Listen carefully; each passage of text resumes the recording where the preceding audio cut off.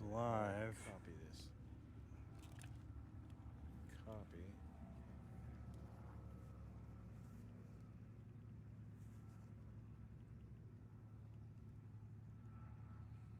Talk. All right. Camera's working. Okay. Did you get anything on yours? Let's see. I'm going to just post it here.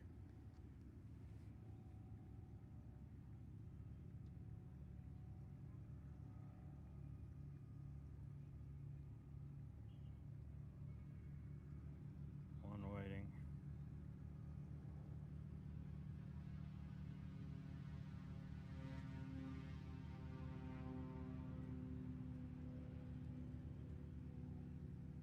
All right.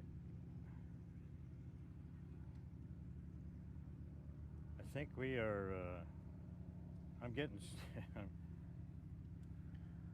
I think it might be working. Yeah. Hey, this is BSWorks number 6 with Blancolirio. That's 6, yeah. That's right. Two's in. Exactly. Fight's on. With Juan Brown, Blancolirio, I'm Scott Perdue with FlyWire, and here we go. It's been a while. We're at Oshkosh 2025. This is my Harvard 4 T6, and it's beautiful weather. It was kind of crappy earlier today. Juan, you just went and did Flying Eyes meet and greet? Yep. Yeah. He's selling sunglasses like crazy over there. I can't believe how successful he is. Dean Syracuse, a serial entrepreneur. Yeah. And he's very smart with his social media savviness. And so That's good. He gets us to promote his product for free by Giving giving us stuff. And I gotta admit, I've got a set of Flying Eyes right here. that's right. And they taught me that the trick is you got to demonstrate them like that. Yeah. That's the approved photograph they want to have you shoot. I didn't but know that. But the cool thing is they're super thin and they don't bother you under your headsets. Yeah, exactly. And I wear my helmet in this thing, and you can actually slide it in over your ears with this thing. So with these glasses, they're great. Yeah. So a good group of folks came out to say hi. So that was good. fun. I went flying instead. Where'd you go? What'd you do? Took off and went up north and circled the house we're living in, and then went across the lake. And, In the Harvard? Uh-huh. Ah. Yeah. And we flew around. It was really hazy. The visibility was. It was okay for here, 5 miles. Mm-hmm. You know, that's great in the Europe. Yeah. You know, it's like awesome. It's totally VFR. But here, it's like, oh man, That's- there's no horizon. Oh. So it didn't do any aerobatics. The ping pong ball. Yeah, it was just you're flying along as long as you can see the ground. You're great. Ah. And then we went to the south of the lake because the warbird arrival is Fond du Lac, Right. the city, and then Warbird Island, and then come in. And usually it's fantastic. And I held for 20 minutes. Oh man, that'll teach you. Yeah, no kidding. At 32 gallons an hour. Ching, ching, ching, ching. Yeah. So. But then you held, and then you're over the Warbird Island, then they just fire you right in as soon as there's a slot. So that part's pretty easy, huh? Yeah, it was pretty easy for that. They stacked me down because you usually start at 2,800 feet, and then you descend, depending if you're going to do an initial, to 2,300 feet or 1,800 feet for a straight in. And they stacked me at the bottom, and I had 2 Mustangs, a flight of 2 T6s, a flight of 3, and there were some T-28s for a while, and then another group. I was all told about 11 airplanes in the stack. Jeez, I've never seen that many out there. Yeah, and then they rolled me out, had me step down, and I did a straight in, 2-mile straight in for 2.7 with RVs landing right in front of me. They're going to land on the orange dot. I'm going to land on the numbers. So yeah, it all worked out. Good. Yeah. Good. Caution wake turbulence behind those RVs. Oh man. Yeah, the 6 didn't feel it at all. Yeah. So that's what I did. I thought that I'd ask Juan, how did he get here? It sounds like a pretty interesting trip. Yeah, good story. I haven't had a chance to talk about it much here. I'm sporting my Cub Crafters hat here, but was contacted by Cub Crafters to, well, first I wanted to demo one of their new UL Cubs, powered by the new Rotax 916 IS engine, all new technology. And Brad Dom suggested, well, why don't you ferry one on out to Oshkosh for us and back? And Cub Crafters is ferrying upwards of 14 aircraft out here. 14, no wonder they wanted help. Yeah, they need so they're dragging the lake a little. Yeah, yeah. What they call me. Well, I remember seeing it at Sun and Fun with you, and they said that they'd have us both up there. Yeah. But they got you to fly it instead. Yeah, I got must to not have made the cut. bring it all the way out here. And it's an amazing airplane. So we took off out of Grass Valley, Nevada County. First, we got a crew of 3 of us. We got Alan, the intern, on the channel there, and washing the airplanes and showing the old man how to do the technology to run a YouTube channel. He's all current and qualified in the Husky. He's just got his commercial license. So I put him in the front seat of the Husky. And then young Levi, who just soloed here, who's one of the kids who we kind of brought up through the RV-12 program. We had RV-12, we built the airframe up, and he was one of the kids that did really good on that. That's awesome. And so he's moving ahead. He'll probably be flying F-15 someday. This kid's going to be sharp. 17 years old. He's in the back seat of the Husky with Kellen, and then I got myself up to Yakima, and we all rendezvoused up there, and we took that tour, the Cub Crafters factory, see that video, and then started heading on out. So it was a total of 4 days of adventure. Let's see, I think 3 days going from Yakima to Oshkosh. And so what we primarily, where are you going? I'm getting my hat. It's sunny. I need my hat. Yeah, you better have your hat on. Yeah. He was taking a nap when I woke up, so rudely interrupted him to do that. He's been waiting for 2.5 hours for the talent to show up. Yeah. Juan wanders up and goes, where's my beer? Yeah, where's the makeup? And so we blast off out of Yakima, and what we did was we kind of conjured up a route following the old Lewis and Clark Trail concept, and it's something I've cool. always wanted to do. I love that the Nova or the PBS series on Lewis and Clark and the book Undaunted Courage, just an amazing all-American story of adventure. So starting there in Yakima, we were pretty close there to the Columbia River, and we worked our way right into let's see, Lewiston, Idaho. Gassed up, took a quick Hangar 180 tour there, and then worked our way from there on up into Glacier National Park. We kind of went pretty far to the north there to Ryan Airfield. So the other aspect of this trip was to hit the RAF field. So Recreational Aviation Foundation is the guys in the orange shirts that are preserving backcountry airstrips for backcountry use. And one of their premier airstrips, the first time I was ever been there, was the Ryan Airfield in near Glacier National Park. And man, we got in there we stopped for gas right there below Flathead Lake, and then got in there just before dark. The weather and the winds, we were gonna divert if we had to Glacier, so we always left ourselves a way out, but we made it in there just beautifully and camped out, and just real deluxe accommodations. If you're used to Johnson Creek in Idaho, this is a similar concept, real glamping. They've got a big lodge there, little cabins, fire pit, all the firewood was ready to go, a little bit of 100 octane, and we had an instant campfire going as it was cold. It was down in the 40s, and sleeping under the wing in the tents, hot and cold running water, showers available, and there's enough Verizon signal there if you still need to stay connected. And we did a good little video update on the Ryan Airfield in Montana. Definitely a place worth going back to.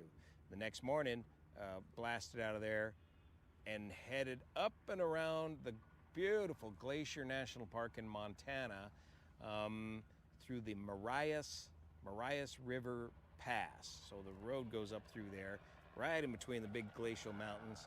And that picks up a part of the Lewis and Clark Trail where they had a big old skirmish with the Blackfeet Indians and had to beat feet back down to the Missouri River. Oh, really? Yeah, they got impatient with them, or there was some horse thievery going on, but this was on their return trip. They'd gone exploring up the Marias River, and I think there was a fatality involved with one of the Blackfeet Indians, so the Corps of Discovery guys that were there had to haul ass back to the Missouri River. So anyways, we picked up that Marias River and followed that down into North Dakota. Cut Bank, North Dakota. Cut Bank. First time I've ever been there. I've heard that. Big old former B-17 base, and the old revetments are still there. And the guys drug out a big old dummy bomb that was dropped in a farmer's field. It was full of sand, and it looked like one of those cartoon bombs, all bent up. And so a lot of that B-17 history is still there at Cut Bank Airport. Some of the old buildings are still there. Of course, now you're on the front range of the Rockies, and it's just flat and windy all the time. And kind of followed on down the Marias until it picked up to the Missouri River and a beautiful run through the Missouri banks. And man, you cannot appreciate this American history of the Lewis and Clark Trail until you see the terrain they were dealing with. And that is much more rugged terrain than I imagined for the Missouri River cutting through the Missouri breaks. Remote and rugged. And just beautiful to see from the air. At a couple thousand feet, we're just poking along about 100 miles an hour. And the Husky and Cub are very well matched in speed and performance at that altitude. Worked our way down to Washburn, North Dakota. That's the home of Fort Mandan, if I'm saying that correctly. I was saying it incorrectly before, Mandan. No, it's Mandan. And that's a great central key spot on the whole Lewis and Clark expedition, where they built that fort to stay over the winter of 1804, 1805. And we got to fire off a 1795 Springfield musket. Oh, no kidding. I mean, the docent did. Yeah. And that was really neat to see. The fort is a full-scale replica of the fort that, of course, is long gone, the original. And so got a good tour, and the kids got a great first-hand lesson on that American history of the Lewis and Clark expedition. That's the point where they had dragged this 50-foot steel boat up the river. They would walk along the shore and just drag it by tow rope, and and they had to bring everything, anvils and all the lead shot and all this heavy stuff for this giant expedition. There was about 50 of those guys at the fort for that winter. The entire Corps Discovery was maybe 30, 35 folks. And they camped out there, and that's where they met. The whole story was Sacagawea and Charbonneau and some of the key elements that made the thing a success with their ability to interpret and get along with the Indians enough to figure out how to get to the Pacific Ocean. A lot of that important stuff happened there at Mandan Fort. So then from there, we kind of followed the Missouri a bit more, and then at some point started cutting straight across here to Oshkosh, but from there it just turned into hitting more grass strips. The beautiful thing out here in the Midwest is grass strips everywhere. Everywhere, yeah. Yeah, we don't have that in California, so we really enjoyed just spiraling down, hitting the grass strips, knock out a couple landings, and go on to the next gas stop. And Kellen's got this app on his ForeFlight that's called Gas with Grass, and you turn on this layer, and there's grass airstrips that have gas capability. So if the winds are right, land on the grass and go get some gas. What was that? Something Falls, Minnesota, Twin Falls or something. Great Falls? No, it was a smaller place than that. But anyways, we ended up at another really neat RAF strip in northern Wisconsin here. I think it's 14 Whiskey Sierra. Lakewood Lodge Resort, I think is what it's called. But it's owned by a retired United airline captain and his wife, Bob and Judy. And it's just cut out of the trees, 2,400 feet of grass. And just a beautiful grass strip with a big, a lodge and a caretaker's cabin and a hangar and a neat old Luscombe in there that he's not been able to fly in years. And boy, they were just great hosts, feeding us and but we still camped under the wing of the airplanes. And then from there, that put us within shot of Oshkosh here. We made one more fuel stop to make sure we had plenty of fuel. getting on the Fisk arrival in case you got hung up like Yeah, you did. get turned around there and go to the end. It's over 200 miles. Yeah, it's a 40-mile run just from the beginning of the thing. But what we did coming in here was really fun. Put Kellen in the lead. We all rehearsed and briefed it and had the NOTAM out, of course. We memorized our frequencies and written them down on your hand, and put Kellen in the lead. And with this Cub, I got this autopilot now. Hey, you got an autopilot in this thing now. You're the first guy with an autopilot in a T6, and well, a GFC 500. Okay. Altitude select. And yeah. Climbs You got to talk about a couple lazy airline pilots. So we put that. I put that Cub on autopilot, and I did an old C-130 trick. I call it ski flying, station keeping equipment, where we in the C-130 we had these old ski-equipped things that would track each other, similar to TCAS, and you could fly a formation and stay in position just by looking at the scope. Kind of the same thing with TCAS. I put the thing on altitude hold and either heading or track mode on the autopilot, and Kellen just a mile, at the time it was mile spacing on the Fisk arrival, and then just chase him around using the TCAS. So I just got the TCAS up there, and I can see the guy behind me. He's keeping his spacing, and Kellen just follow him, let him do all the radio calls and everything, and throttle to maintain your spacing, and then come up to Fisk and click the thing off and rock the wings. And it was kind of quiet then, so they were asking everybody, so welcome to Oshkosh, where are you from? And I do this big air show briefing about coming all the way from freaking Yukon, Alaska, where the plane was last doing a STOL demonstration. And he said, right, land 36 left. Enough of my big. That's a big runway. Mouth. Big runway for that. Yeah, for the Cub, yeah. So Kellen did a great job. And that was another thing these kids taught me. And this is the fun thing about bringing the younger generation, is they know a lot of stuff about the modern electronics and stuff that we don't. They found the layer on ForeFlight that you click on to bring up the arrival here at Oshkosh. Oh, yeah. And the arrival, including your pattern arrival, exactly how to fly your pattern.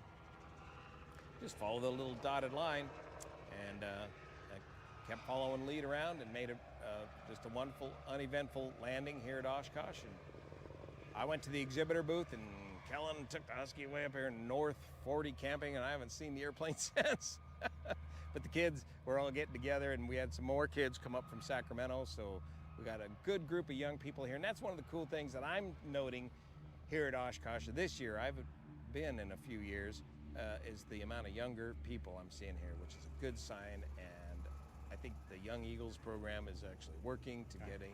I think so. I think something is happening, because I saw more younger people at Summit Fun this year, and I see them around here too, and that's great. That's what we need. Yeah. You know, especially if you want to sell when you're not around, you can't fly anymore. Yeah. There won't be anybody to buy. Fly your That's right. airplane. Where's the market gonna be? Yeah, exactly. Well, yeah, and then they got to keep getting checked out in these old tail draggers, though, because not too many of them get that opportunity anymore. But we got that old J3, and these kids are getting checked out in tail draggers, so that when it comes time to sell a plane like a Harvard, a T6, or the old Waco, the market is so small for qualified people.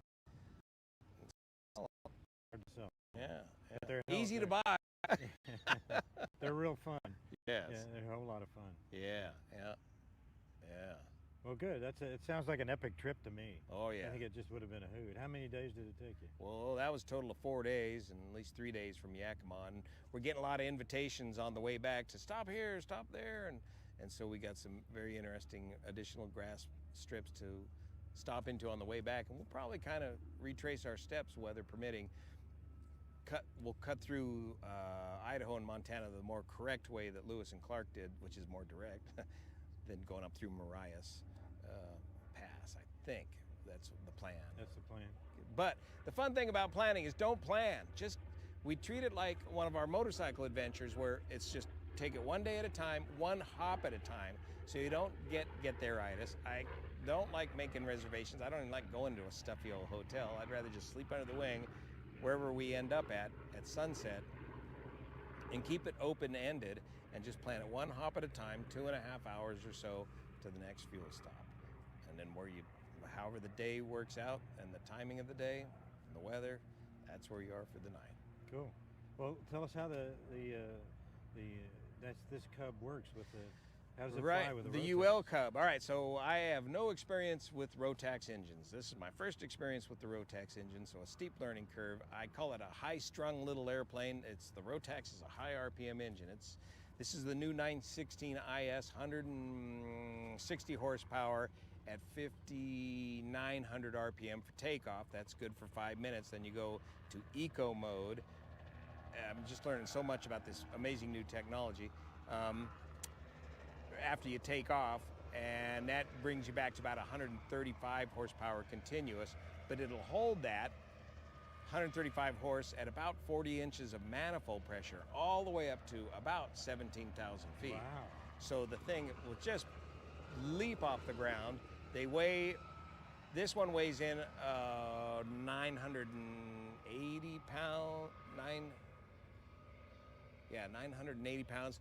They can weigh as little as just a little over 900 pounds, so super lightweight, leaps off the ground within 100 or 200 feet, and lands in about the same, probably 100 feet or less if you got a bit of wind.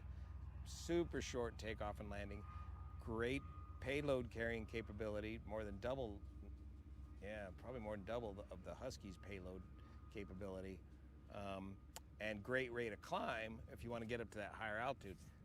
But in order to take advantage of that, you should bring an oxygen bottle with you and pop way up there. Good safety tip. Yeah, because we popping up to 11.5, getting off the clouds, getting smooth right up there. That darn true out. Both airplanes were true out. Pretty similar performance at 130 miles an hour up at those higher altitudes. Now, down lower altitudes in the day, when it gets bumpy out, that's a very light wing loading. That thing's like a ping pong ball, and it will bounce you around pretty. You want to get slowed down to maneuvering speed, so you're down to 20 miles an hour. For that maneuvering speed, then it's a nice, comfortable Cub-like ride at those speeds at lower altitudes, so you're going considerably slower. But that Rotax engine is coming back on eco mode to 40 miles an hour. Very efficient. Much fuel. This has got long-range tanks, so gallon, so plenty of mountains. I just say fuel, pop it off each Husky, pull up a camping gear plane so that they load the two of them and the fuel. What's the gross? So we know the empty weight. So the empty weight is 980 and the gross is like 1860. So it's like it'll carry almost its own weight. The Carbon Cub, and of course you can do a LSA deal. What's that? 1320. Yeah. If you want to comply with that, but it's got a gross weight of up to 1860. So the Husky's useful load is only about 500 pounds, whereas the UL Cub's almost double that. So considerable difference there. But the Husky is a huskier aircraft. It's going to be more comfortable in the turbulent, windy kind of conditions with a higher wing loading than the very light wing loading of the Carbon Cub. You're paying more for that extra 10% extreme performance of takeoff and landing. You're paying more for less weight, like any of these high performance kind of products. But just very impressive performance. And this thing's got a brand new constant speed prop by Hartzell called a Kestrel. And I'm going to talk to the kids that engineered that, the young men that engineered that prop. Anybody less than 60 now at our age is a kid. Yeah, absolutely. And figure out how they did that. But it is a constant speed prop. And the trick with this airplane is it's a single lever, full FADEC controlled, electronic fuel injection, turbocharged, constant speed propeller setup, and it works. the old guy, all you got to do is get it started, get the generator checked, and check that everything's in the green, and you're good to go. You're good to go, right? Yeah. But it starts like a car. Yeah. It's got a key. Yep. It's got a key, and it's got a lane A and a lane B, and what do you call those CAN wiring systems in it? A lot of sensors, a lot of technology behind there. But you treat the lanes like magnetos, and you make sure they're both working. And if one of the lanes fails, similar to a magneto, everything, but with much greater technology, the other lane picks up the duty of the failed lane, and you keep on going. But it is electronic ignition. It does require electricity to keep running. So, and then you've got a third way between the two lanes. You can switch it over to ship's battery and continue to operate the engine until for the life of the battery. But in that case, you better land pretty soon.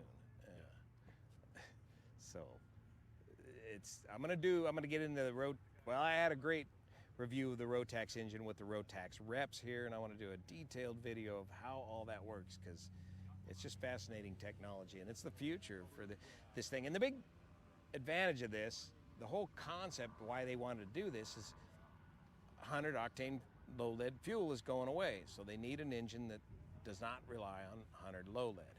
And in Europe, they need an engine that does not rely on 100 low lead. So the initial thought was build this Carbon Cub for their European market. Well, now we got these tariffs and all this kind of mayhem going on with the market right now, so that's kind of slowing things down over there, and it's increasing the cost of the Rotax engines because they come from, what, Austria? So that was the initial idea, was an engine to get away from 100 low lead. But you're also getting all this other great technology along with it. So just a great piece of innovation. And you're seeing a lot more of these Rotax powered aircraft out here these days. Well, it's cool that they get to 160 horse. Yeah. That's good, because they're kind of like 100, 110, even the turbocharged ones. Yeah, so 135 continuous. So then you start beating the 180 horse Lycoming naturally aspirated engine. You start beating them pretty quick on density altitude. I don't know, probably several thousand feet before you're outpacing them for performance and horsepower, climbing out. Yeah, it's pretty cool. Yeah. So, speaking of unleaded fuel. Yeah, give us an update on that. I've not been keeping up. I just did that video of somebody losing their paint job because of some of the new fuel that's offered out in California. That's Gammy's G100UL. So right now I've got 6 videos out on it, and probably going to do maybe 2 more to figure, hopefully get a handle on it. So I think what's happening, my last video was I went to Gammy's engine test facility, which is it's pretty impressive. Most engine test facilities have essentially a Garmin JPI or CGR30 from EI kind of engine monitor, and what I put in this airplane too, and that's not really detailed, and not detailed enough to actually know what's going on to test what's going on inside the engine. And what Gammy's done is not for this project. They did it for when they're developing, like they do the turbos, the normally aspirated turbo, or the turbo normalized versions for the Bonanza. Originally they did them for Cirrus, and they do it for the I think the Skywagon and the Cessna Cardinal. So they do that, and that's the original reason, that and Gammy injectors, which is what they do is they tune the fuel injectors for Continental engines, because you basically have the Continental 6, the big Continentals are 6. You've got a 550. 550, yep, with Gammy injectors. Yeah. So what that is that's 6 different engines, all connected by a common crankshaft, but they're really running independently. And the way the fuel system works in that airplane is you put fuel in, you put air in from an intake, and then when the valve opens, the intake valve opens, you get a squirt of fuel.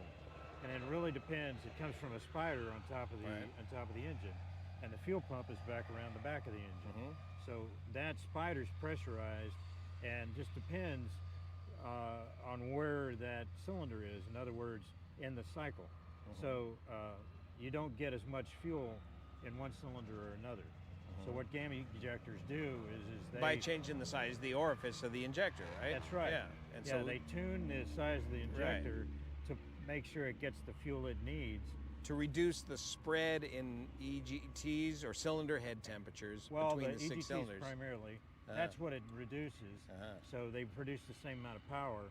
So the way it works in engines like ours, either round or any piston engine, not a diesel but a gas engine, is the EGT is only important for trend information. Yep. It's not controlling. Right, and the CHTs is what you want. You want 380, keep it below 380 on the CHTs. Don't worry about the EGTs. That's what I've been watching your videos closely when I bought this airplane, and I found the technique is do your normal schedule as published for the lean out on climb, and then set your cruise power setting, whatever it is, and then just do the big pull right back till the damn, in fact, Mike Bush and ran past him, and he agreed. Pull until the thing damn near barely starts running, and then enriching it up at just enough to get a smooth engine, and you'll find yourself well lean a peak. Yeah, and actually this lean a peak thing is not new in light planes. Right. Because when I started flying, how do you do it? Well, you lean it until it gets rough and then just a little more. Well, guess what? That's lean a peak. All we had was one AGT and one cylinder head. It's the same old technique. But it's the same technique. Yeah. And you don't burn valves. You don't do all that shit. Sorry. You don't do that stuff, but it's a very economical way to run it. You generally 2 to 3, even as much as 3 gallons less per hour, which at $5, a gallon, that's getting expensive. And I think it's better for the engine overall if you're because you running run a clean engine and cool engine. And so now sitting there at lean a peak, if things start to get warm on the cylinder head temperatures, lean the mixture, reduce the mixture, and you'll see those cylinder head temperatures come back down. Yeah, and there's a couple of things you want to do. You may want to reduce your manifold pressure, slow your climb rate. Yeah, make sure the air's all right. Yeah. You've got the cowl flaps where you want them, and the speed and all that where you want it. Yeah, and then if you still have trouble keeping your cylinder cool, well, put it 100 degrees rich. If you can't make it. Peak. Yeah, if you can't make. But I haven't had no problem keeping it below 380 on all 6 cylinders. For most Continentals and even Lycomings, the 540s, it seems like the biggest problem for keeping the cylinder cool is not the fuel, it's the baffling. Yeah. The baffling is critical. And if you got a hole in the baffling, you want to seal it with silicone. Air-cooled engines. Yeah, because that air is going to find a way out. It doesn't want to go by the fins of the cylinder, so it'll go somewhere else. So you got to seal that out.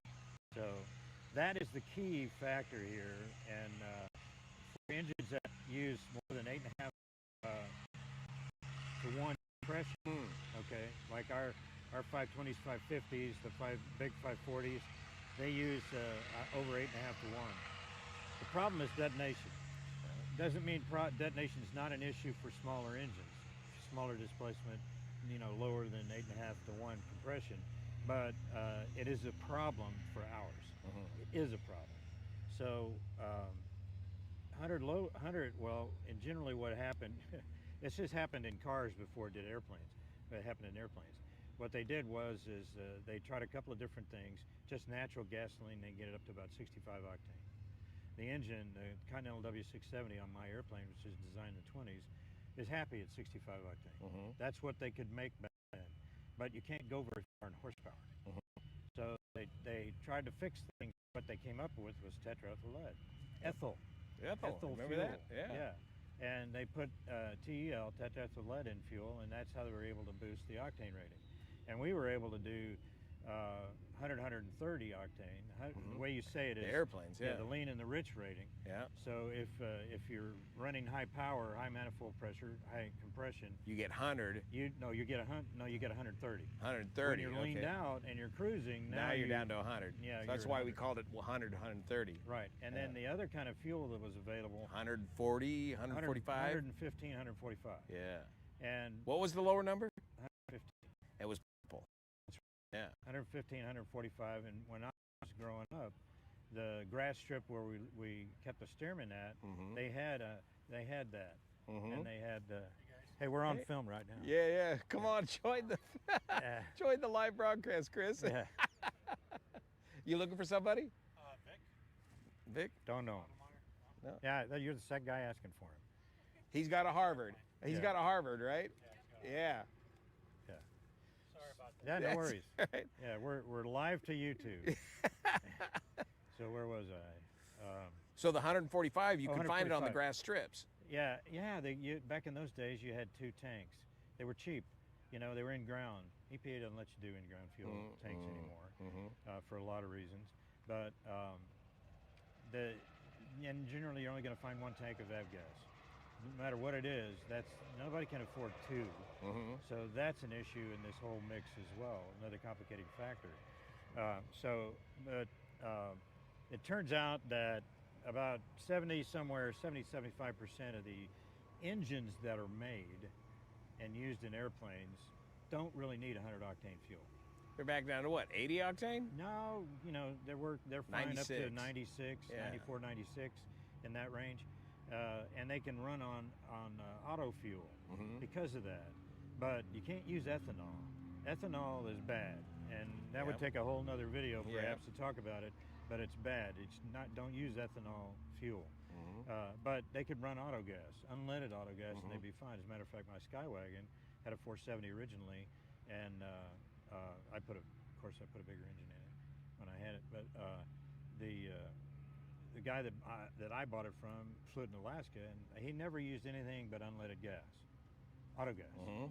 And when it stinks so bad, I can't stand the smell of that. Well, I'm not crazy about the smell either. But when I looked inside that engine, it was 36 years old.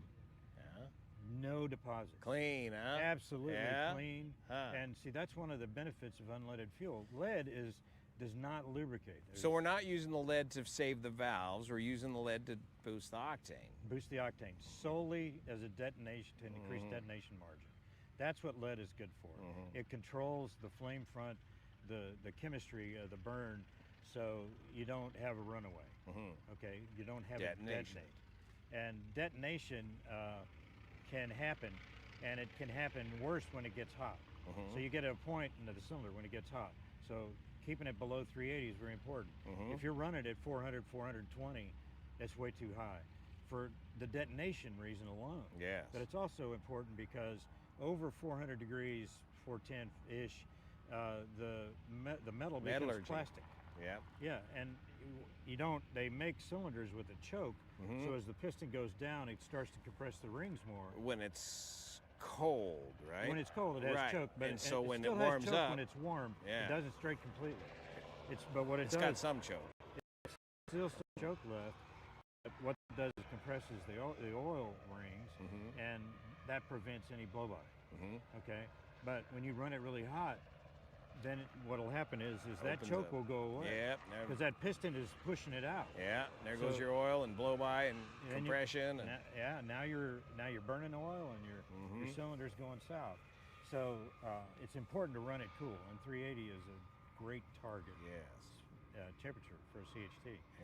So lead works really well for this, but it's really toxic to humans. And right now there's only one tetraethyl lead maker in the world. And it's in the UK. And they're planning on shutting down one way or another. They said that they're going to stop production in 2030. Or maybe before 2030, because there's a fair amount of tetraethyl lead made already.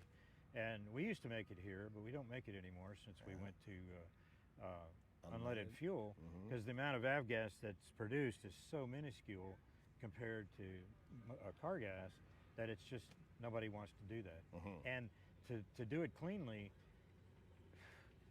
I think it would be almost impossible to do it economically. So I mean, we can do it, but it's so toxic, so messy that it'd be really hard to do.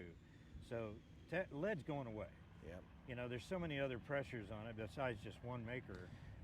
Lead is going away. It's not going to be around. So we have to find an alternative. You know, going to be unleaded fuel. How do we deal with that detonation margin for unleaded gas? 70% of the engines that don't need 100 octane account for 20% fuel sold. Say that again. 70% of The engines that use that could use unleaded gas, they don't need 100 octane. They only use 20% of 100 low lead that's sold. Because they're the smaller, less consuming engines. Yeah, you don't, and the people fly, they do patterns, whatever. They just don't use as much. You know, they don't go. You don't see these engines going cross country very much. It's the bigger bore engines it's the bigger bore engines on the Barons and Bonanzas and Cessna 206s and all this stuff. Right? Yeah, the 210s, all that, 310s, all that. So they use most of it, and their detonation risk is high. So we need something. A product. Yeah, because you can't have two. You know, like the old days when gas was cheap and there was no EPA and it didn't matter if you had a leak into the groundwater or not. It wasn't an issue. Well, now it's an issue. Nobody can afford to have two conforming fuel storage delivery systems. Just one. We need Just one is going to work. So only one fuel is going to work for aviation. And that's Doc, the B-29. They're doing rides out of. They're doing rides out of Appleton. Yeah, and they fly over here. Yeah, all day the long. B-25 as well, and the B-17. They do rides. So one fuel standard for all of our airplane engines. That's what's got economically. That's what's going to fly, pun intended. And then will it be something we can produce here in the States? I think so. I think actually we're the leader in the States for developing any kind of Avgas. Most everybody else just uses 100 low lead that follow our lead. And frankly, the most common fuel out there is Gammy? Jet A. No. Oh yeah, Jet A. Yeah. You know, I mean, they're leaving the Avgas market, so it's not overseas; it's here. And the other people that have piston engine airplanes, they depend on us. They're going to follow our lead, so we have to do something. And I don't want my Bonanza to be a yard ornament, you know, in a few years. There's thousands of them. So what about the paint now? So let's talk a little bit about the different systems that they use. So Gammy's gone about it by looking, and they actually did a lot of fuel tests and engine tests for different makers since they had this amazing test stand, very detailed, very amazingly engineered. I mean, they've got a torque meter.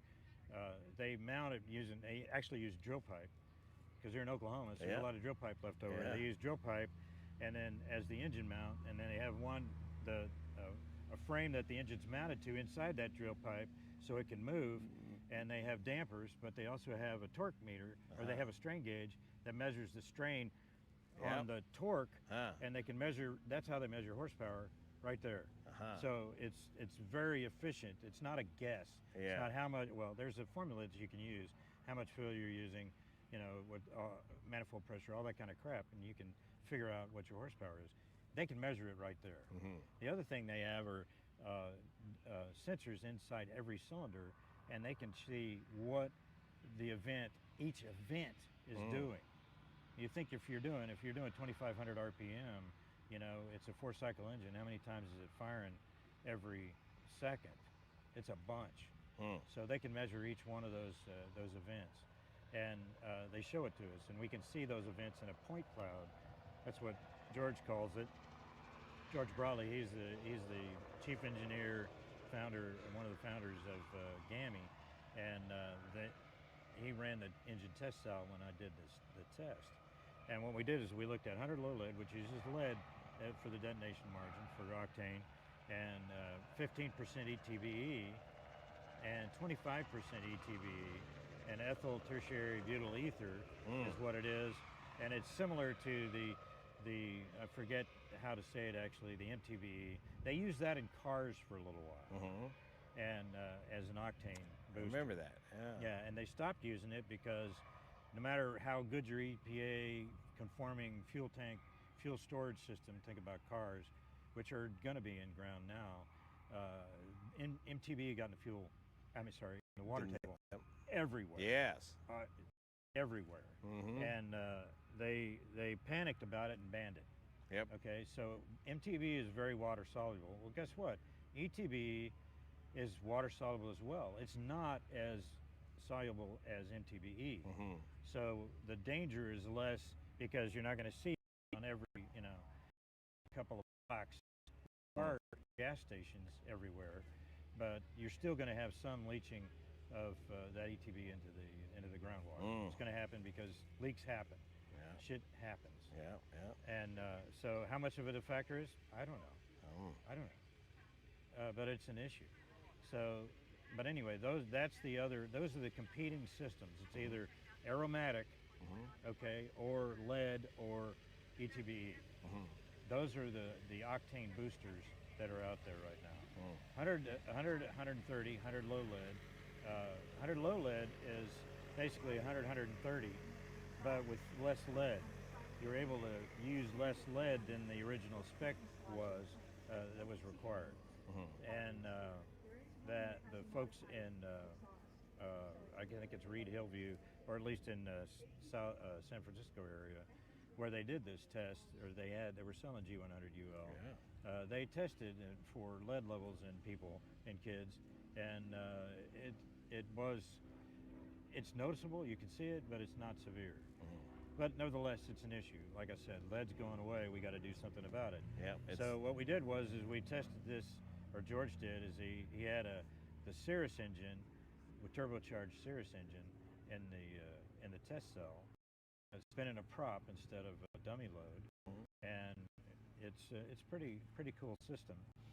And he's able to control the manifold pressure all the way up to about 42 inches.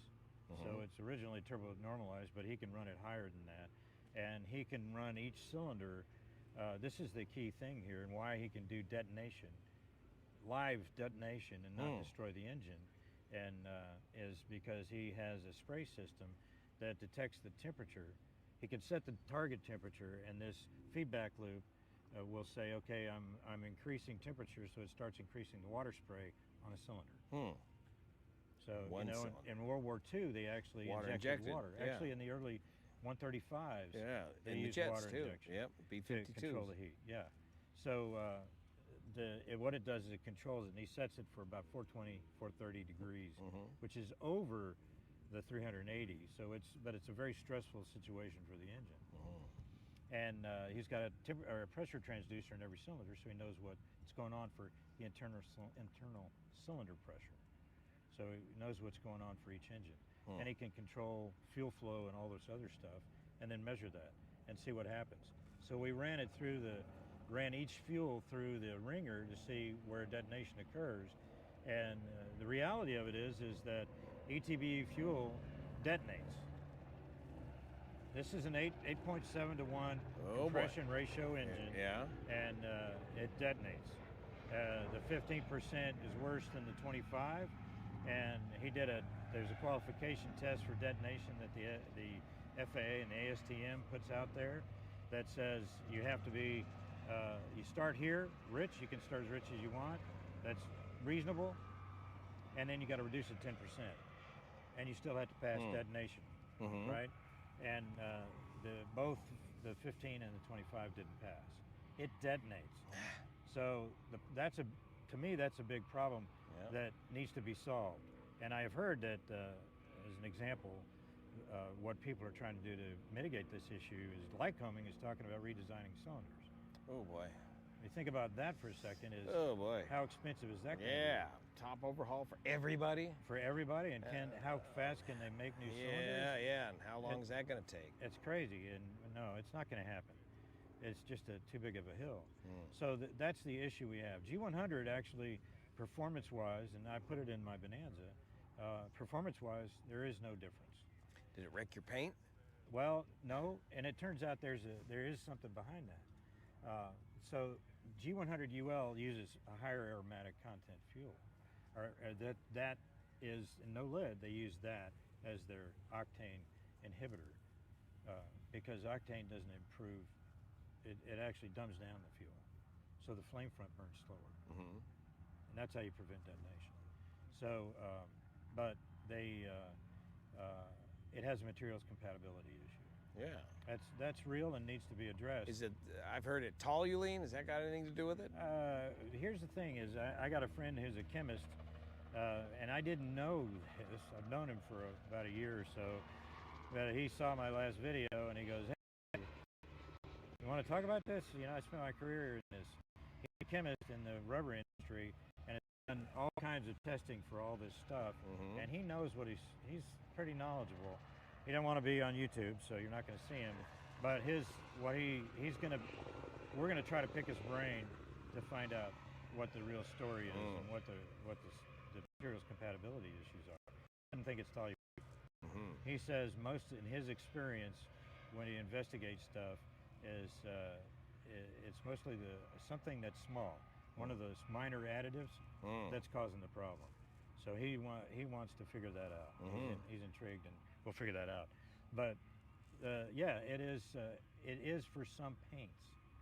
So what happens is mine actually uses the Sherwin-Williams product, and it has the white Matterhorn white has a clear coat in it. So it didn't. Doesn't affect clear coat. It won't eat through clear coat. Whether it'll stain it or not, I didn't test it. You know, and leave it and dry off and let it evaporate and everything. I didn't test that. I'm not going to do that on my paint. So, but it still has a leak issue. I know of another one. So, you know, the fuel cells, it doesn't attack fuel cells, but apparently I know of another airplane that has cork, and any bladder, any fuel bladder system uses cork as a sealer for the plate, you know, where you attach it to the top. Right. Yeah. The rings. Yeah. Like you put the gas fuel cell cap on, or the fuel cell attaches to the gas cap. Well, turns out that the cork, it's not all cork.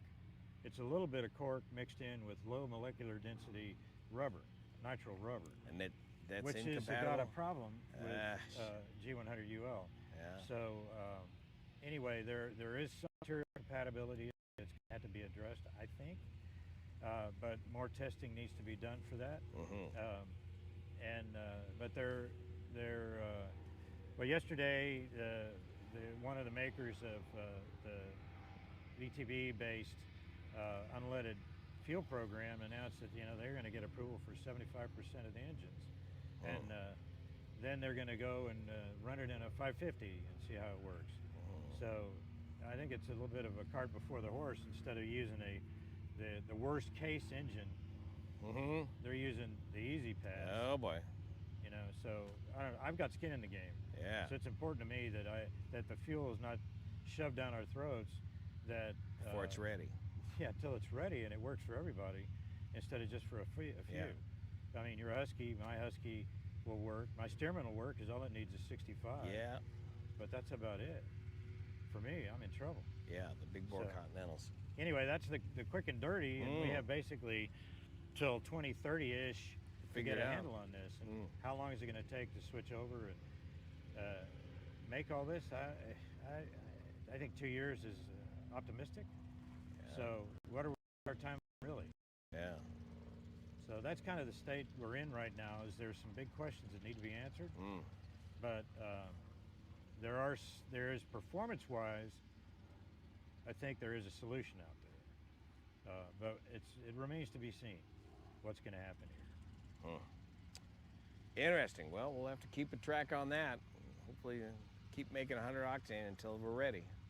I hope so. Yeah. And there's a lot of people saying, "Oh, you're just wasting time and money. Just keep using 100 low lead." It's not up to us. Yeah. It's not up to us. Yep. There are other factors involved. Absolutely. Economic and otherwise. Well, good.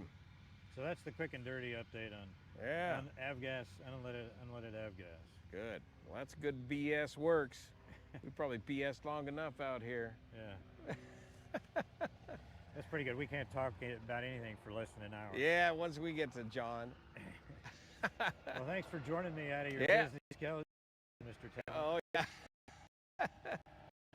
You're hanging out in the grass. Cool. I think it's time. Yeah. So let's anyway, eat. Thanks for watching, and we'll see you next time on FlyWire. Here. All right. See if I can figure out how to stop this thing. See if did it stay alive?